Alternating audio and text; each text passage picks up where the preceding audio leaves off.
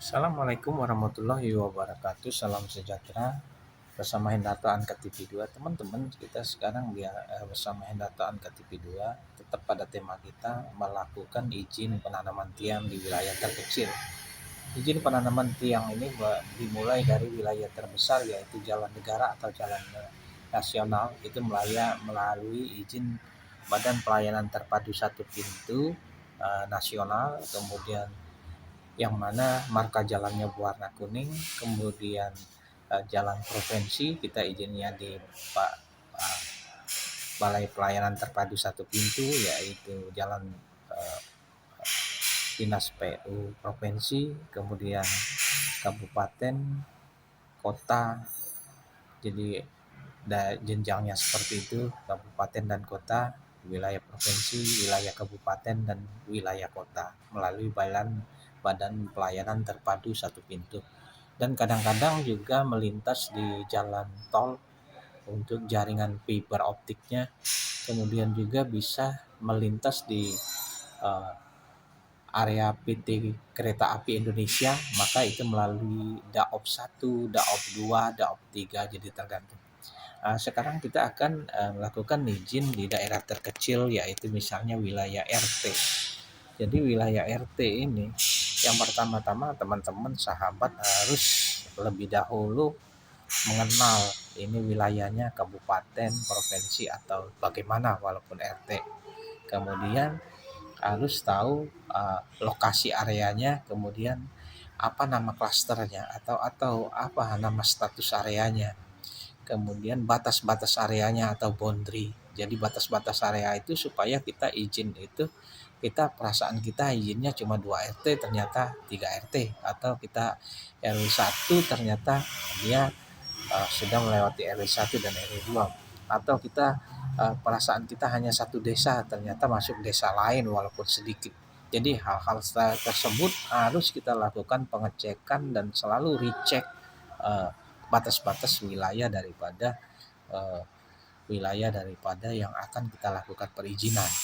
Sebaiknya dalam hal melakukan perizinan tetap yang tertinggi dahulu, yaitu misalnya di kelurahan kita izin dahulu di kelurahan, kemudian misalnya di desa kita izin di desa, bila dia di duku kita izin di duku, dan apabila dia ke dusun kita izin dulu di dusun. Jadi sehingga kita dapat memahaminya, karena apabila kita langsung dari bawah kadang-kadang uh, pemangku tertinggi di wilayah tersebut tersinggung. Jadi kita harus izin dahulu. Setelah kita mendatangi kepala dusun, kepala duku, kepala desa, atau Pak Lurah, dan dinyatakan, wah silakan Bapak langsung ke wilayah tersebut.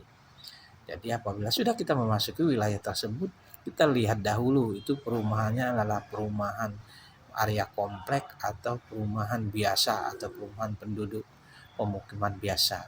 Kalau perumahan area komplek, lihat dahulu, perhatikan apakah itu ada developer atau tidak. Apabila sudah lepas dari developer atau pengembangnya, maka bisa langsung ke Pak RT dan Pak RW. Teman-teman sekalian, dalam perizinan jangan gegabah dan jangan hanya mendapatkan tanda tangan.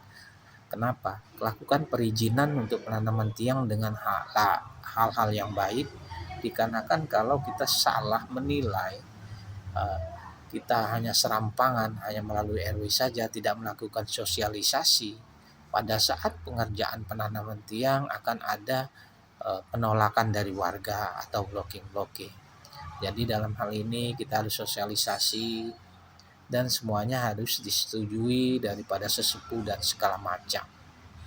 Untuk bagaimana teknis daripada negosiasi kita itu tergantung dari perusahaan masing-masing dan diri pribadi masing-masing. Jadi teknisnya adalah kita harus paham dan produk knowledge kita. Kita harus tahu kelebihan dari produk knowledge kita, dan kita harus tahu kontribusi apa yang menyebabkan mereka suka. Karena di setiap daerah itu kontribusinya berbeda-beda. Tetapi harus kita beritahu juga, harus kita paham juga bahwa setiap vendor, setiap perusahaan mempunyai kontribusi yang terbatas dan dalam hal ini apabila mempunyai keterbatasan kontribusi, tentunya bagaimana kita cara bernegosiasi dengan baik sehingga mereka dapat menerima provider dari perusahaan kita sehingga kita dapat melakukan penanaman tiang di wilayah tersebut. Dan yang utama teman-teman atau sahabat, wilayah-wilayah itu berbeda antara misalnya Jawa Barat, Jawa Tengah, Kalimantan Tengah, Kalimantan Selatan, kemudian Sumatera Selatan, Palembang, Riau, ataupun Medan.